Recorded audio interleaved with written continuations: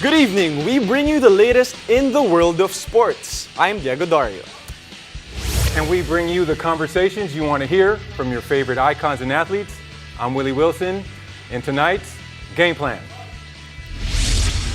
The heart of volleyball continues to beat as the PVL 2022 Open Conference starts with a bang. It's quarterfinals discussion time with Penang Mercado de Koenigswarter. We'll also touch on the thrilling PBA semifinals featuring Ginebra versus NLEX and Magnolia versus Meralco. Plus, Coach Willy Wilson over here will share his trademark wish list for the rest of the semis. And we'll get to know more of our UAAP correspondents and break down the first Battle of Katipunan in Season 84. Buckle up, sports fans. Let's get in the game.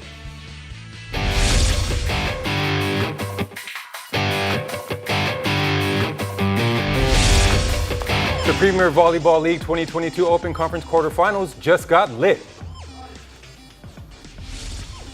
The Cignal HD Spikers secured the first train to the semis. Awaiting their opponent, Team Awesome won their match over the Water Defenders in 3 sets. Tonight, it's time to discuss the quarterfinals with the PVL and our volleyball analyst, Penang Mercado de Koenigswarter. Penang, before anything else, how fantastic it is to finally have fans back in the stands. Yes, sobrang exciting and I'm very happy actually because finally we're back in our home, the Phil Oil Flying V Arena.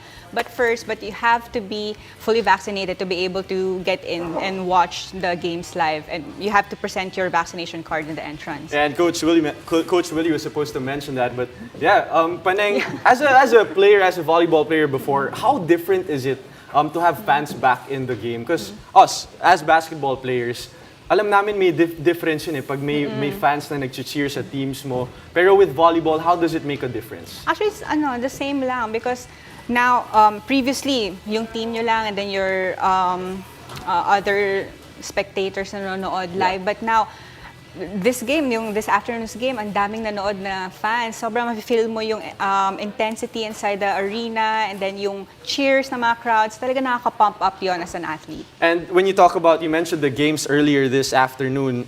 For the first game, the first seed for Pool A, yung Cignal, going up against the 4th seed of Pool B, which is Bali Pure. Can you talk about that game? Cignal will be entering the semifinals, winning that one. They dominated the game against the Water Defenders this afternoon by 25-14, 25-9, and 25-14 again.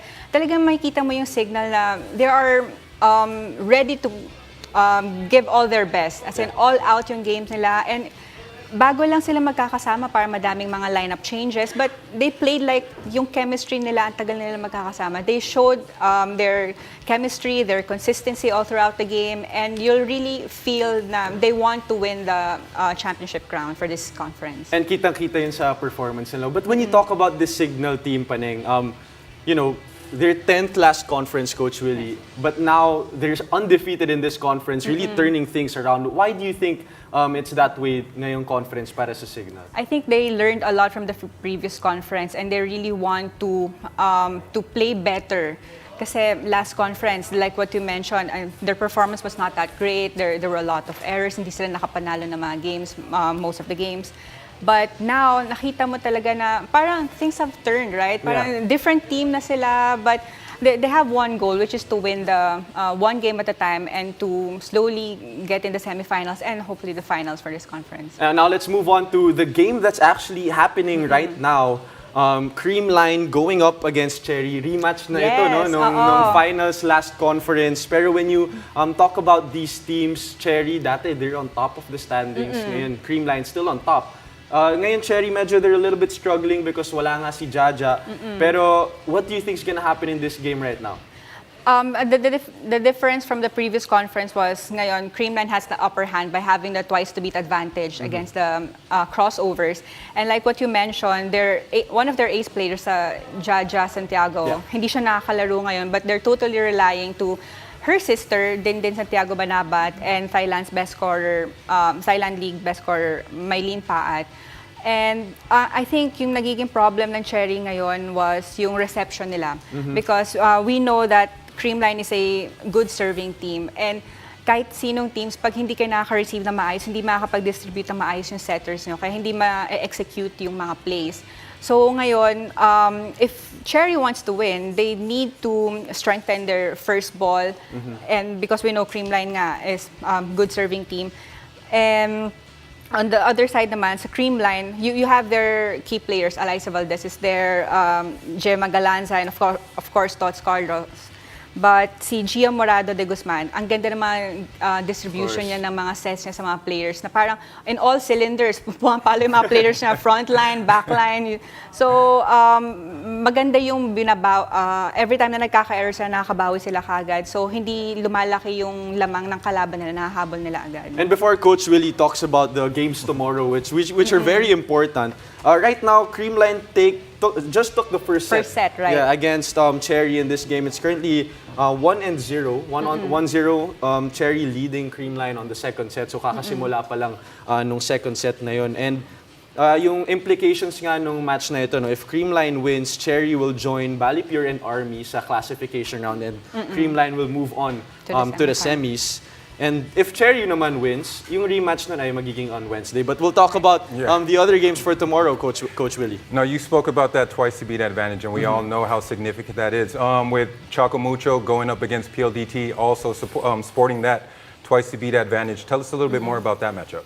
Yeah, I saw an interview from Coach Oliver Almagro that they shouldn't be complacent, or they should play their game, because we know na si PLDT gumaganda yung laro nila for the past games. And though Choco Mucho has a twice to beat advantage, they have to stick to their game plan, to listen to Coach Oliver, and to trust his system, because you know PLDT, they also had a total lineup change, diba? Ang dami nilang mga recruits, ang dami nawala, even the coaching staff. So you know na they're really capable of playing their best ngayong patapos na yung conference, and malay natin makakuha sila ng panalo na for tomorrow's game, then magkaroon pa ng game 3. Right, and we know that no lead is safe, and no twice to beat advantage is safe. Yeah. With Petrogas also having that twice to beat advantage against F2. Right. Please tell us a little bit more about that as well. Yeah, both teams has championship experience, and we know that Petrogas, ang ganda din ng mga pinapakita nila sa mga previous games nila, and F2, we know the type of games na pinapakita ng F2 na you have MVP Majoy Baron, Kim Kiana D, even Kim Fajardo is also team. yeah. Right, very talented. She's already setting for the team na, even if naggaling pa lang siya sa recovery, sa surgery or injury. But makikita mo talaga yung advantage nila, matagal na sila magkakasama. So they're a dangerous team kung tutuusin, kasi we don't know kung ano yung papakita nilang game, pero we know that they have this never say die attitude. Yeah, and very exciting games in the PVL now, especially it's in the playoffs. But for the implications sa mga fans dyan, basically, if the teams with the twice to beat advantage lose in these games, it's gonna be a do or die game on Wednesday. So Right. lahat yun, kahit tatlo pa yung do or die games na yun, it's all gonna be played on Wednesday. But Paneng, thank you so much for your analysis, for your thoughts on the PVL. Thank you. Thank you, Paneng. And after the break, Coach Willy Wilson will share his wish list for the remainder of the PBA semifinals, featuring Ginebra versus NLEX and Meralco versus Magnolia. Stay tuned, you're watching the game.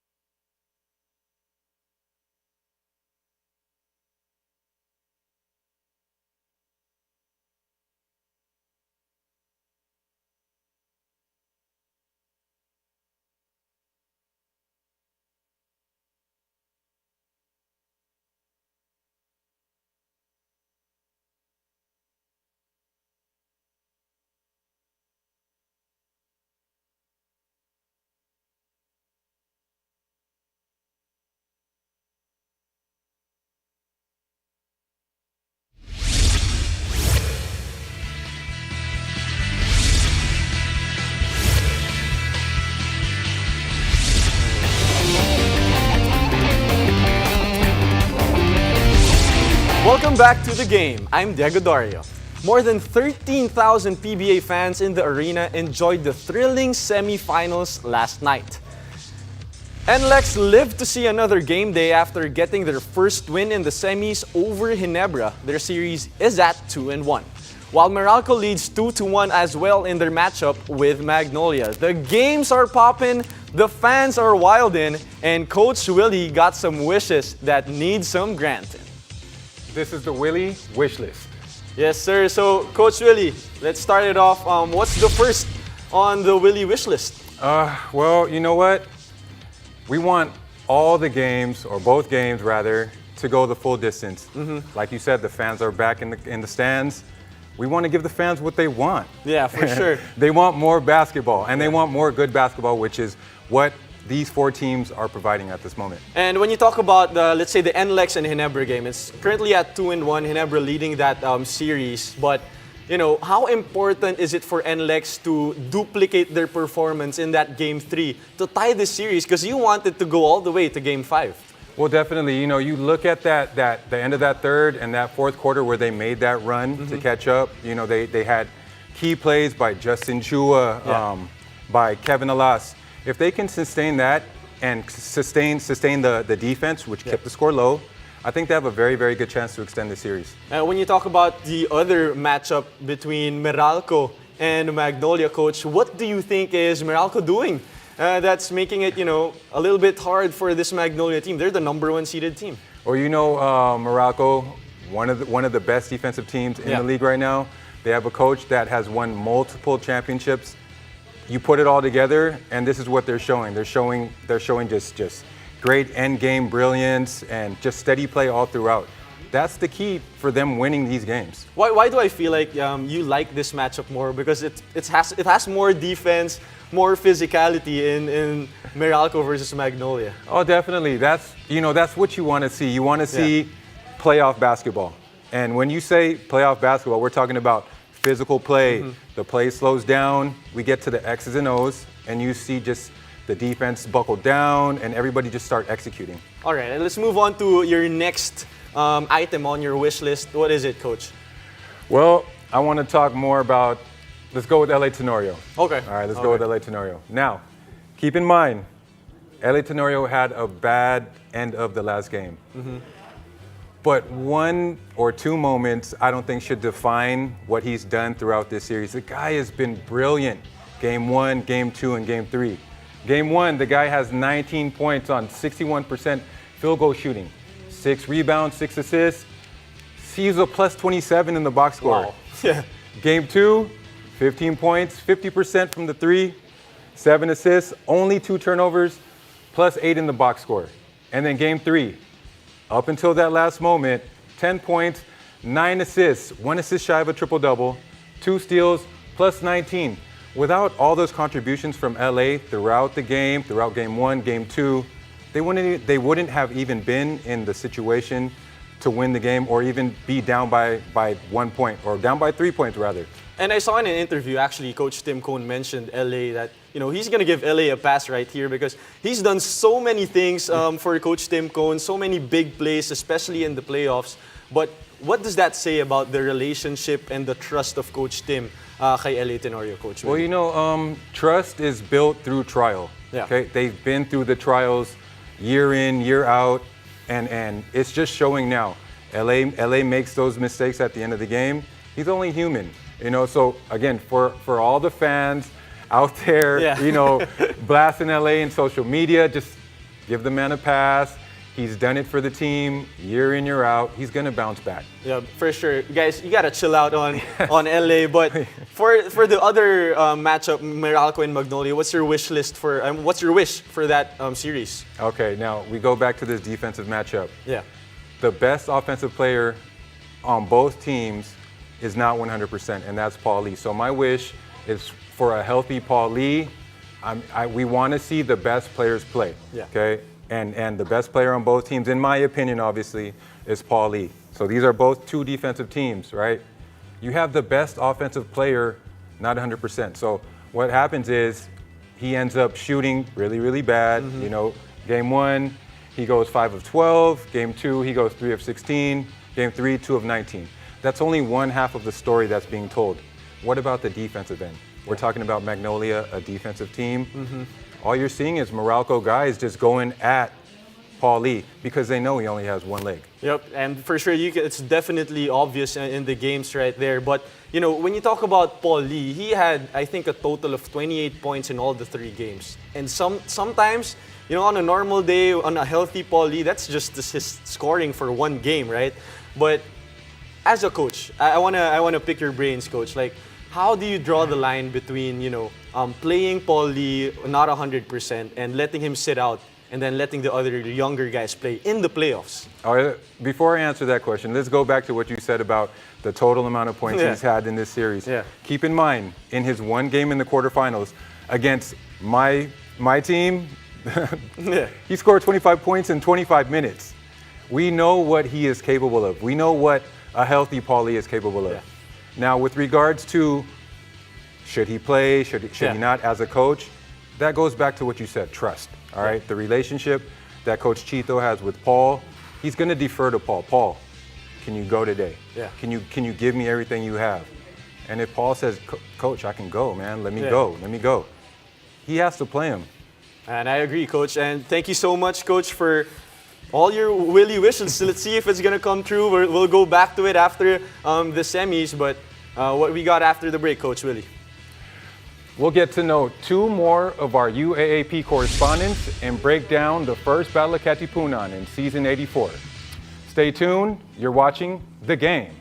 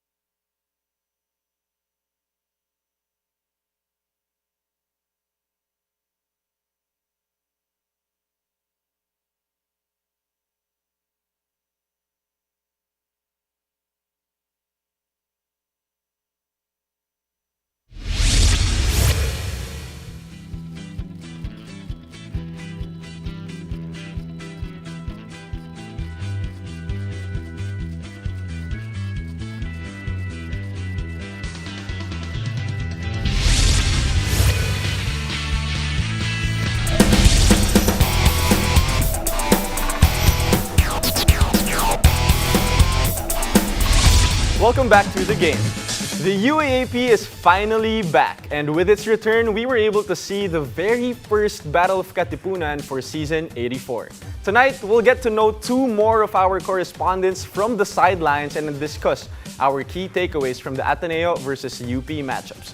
Joining me are my partner, UAAP commentator, Coach, UAAP commentator Willy Wilson, Fiona Bacani from UP, and Bea Havate from Ateneo. Ladies, welcome to The Game. And first of all, congratulations for making it as the correspondents for this season. Thank you so much. It's an honor to be here with you guys. All right, let's start it off with Fiona. Fiona, you are a broadcast communication student from UP.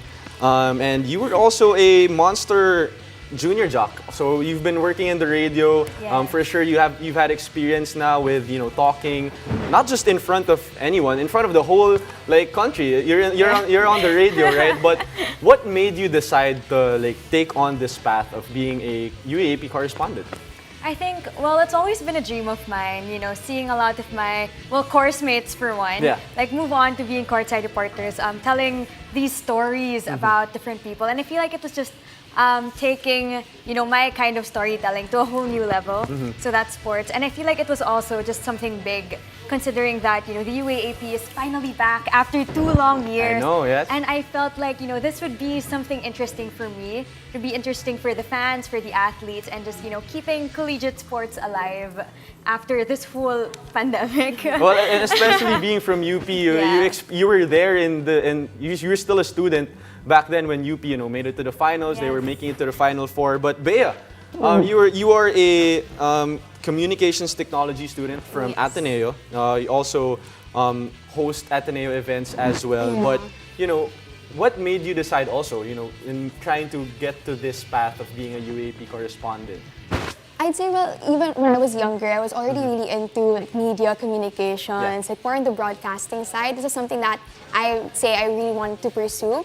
And I'd say during the pandemic as well, I got really into sports, starting with Formula One and then a bit more on American football and all that. So a career in the sports industry is something that I really want to pursue as well. And then now being able to tell the stories of these athletes, same with Fiona, and just being that bridge between the fans and the sports, getting them to connect as well with these new athletes. And I'm sure you guys had a great time during that opening day. Yes. Right? But of course, we have a correspondent from UP, a correspondent from Ateneo, Coach. So why not talk about the UP versus Ateneo matchup in that first opening day? So big game right away. Huge game. We saw Ateneo start off really hot, right? Towards the third quarter, they maintained that lead. When we hit the fourth, we saw a mini run by UP. Obviously, they weren't able to sustain it. I know that got you guys excited. Got you a little worried. I got excited. Yeah. They weren't able to sustain the run, and then Ateneo ultimately won. But I mean, we saw great things from players on both sides, namely David Defonso from Ateneo. We saw great things from Rafi Verano, whom I'm a huge fan of. Yeah. We saw doesn't good try things. to do too much, but No, I mean he does just enough, Yeah. and he does all the right things. Then we go to the UP side. We saw good stuff from CJ Cancino. I mean, I was really, really impressed from him coming off that injury that he sustained a couple years ago. And then also, aside from him, we saw good things from the rookie, Carl Tamayo. Yeah, and it's really tough going, from an injury, and CJ Cancino really showing us that, he's back in shape here for UP. But Fiona, you have a report for us for CJ Cancino talking about, fighting with his position here in UP. Well, it was, of course, coming from a different team, it was a different experience for him. Yeah. But since I did get to talk to CJ earlier today, and he said that, he's a friendly guy. So joining UP, being friends with the team wasn't really a challenge for him. Yeah.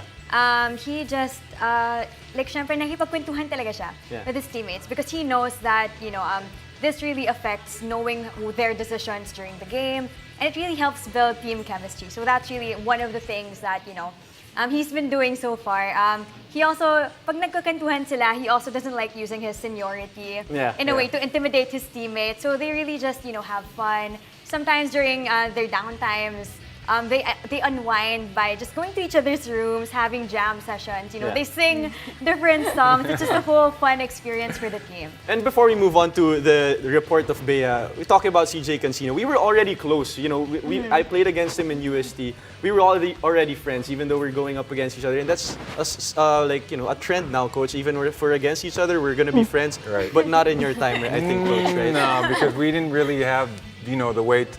Players move from place to place now during my time, and at the same time, we wanted to beat these guys. I mean, it's always about bragging rights. And talking about moving from place to place, you want to ask Bea about Bea, someone talking who about transferred. Talking about David Defonso, who is not new to the team but left and then now came back. How has his transition been, you know, coming from NU, now joining this championship team of Ateneo? Actually, a lot of people going and transferring back to Ateneo, I think a lot of people figured that, oh, it would probably be easier for him because he was part of the junior team of Ateneo. And Dave acknowledges that, and he did say that, because after talking to him today, he did mention na it was quite easier na for him. It was a smoother transition, especially, and he's very fortunate to have that, especially because he knows almost all now of the teammates that he's currently playing with, and he's already quite familiar with Coach Tab's system, having played under him for Gilas. So, ayun, it was easier for him in that sense, but he knows that he still has to continue building and working on that team chemistry, or still rekindling that relationship with his teammates, both on and off the court. And it definitely looks, you know, easy for him. He already produced right away for Ateneo. Oh, definitely, Yeah, definitely. Quick trivia right now. Yeah. I played with Dave's dad. We were teammates. That's for context, right? Yeah. We were teammates, and I did play against him. One of the greatest players ever in the PBA. And Fiona, just a quick one. You have a report on Carl Tamayo. He's been great also for UP. The whole country saw him play for Gilas. But what's his motivation now off the court? Well, he did say that, you know, family really was his motivation going into these games, going into the season. Sabi niya nga, like, it felt like, you know, maybe the whole barangay would be watching him back in Talisay, Cebu. And so he was really determined to do super well this season. And syempre, coming off of, Coach Gold and, you know, all that pressure, he does admit that there is a bit of pressure. But Coach Gold always reminds him that, you know, you guys will achieve whatever you want to achieve kasi pinagtrabahuan niyo to. And you really worked hard for it, and you'll get there. So yeah. Oh, that's great, great. Lastly, Bea, I want to talk a little bit about Rafi Verano. We know that he missed season 82 to academic issues. That was a championship team. Nobody wants to not be part of a championship team. What are his motivations coming into this season? I think similar with Fiona and what she mentioned about Carl Tamayo, family is of course one of his main motivations, but then what you've mentioned, he wasn't part of the people who played during that championship winning season. So that just gives him an extra motivation to, you know, go back in the court, be back in the UAAP, and just show them what he's got. And I think he was able to do a really good job scoring points during that game. So I'm excited to see what else he has for us. And Coach Willy, I think our correspondents really did a great job of getting all these reports, all these news. I know. These are the things that we don't hear from, you know, all the other analysts, all the other anchors. That's why they're here, Coach. Keep in mind, without face-to-face interaction. Yeah, all of that. without face-to-face interaction. Hats off, hats off. So again, ladies, congratulations, and thank you for sharing with us your stories and reports about the UAAP. Thank you so Thank you, much. ladies. Thank you for joining us. I'm Willy Wilson. Catch us weeknights here on One News, One Sports, and One Sports Plus. I'm Diego Dario, and this has been The Game.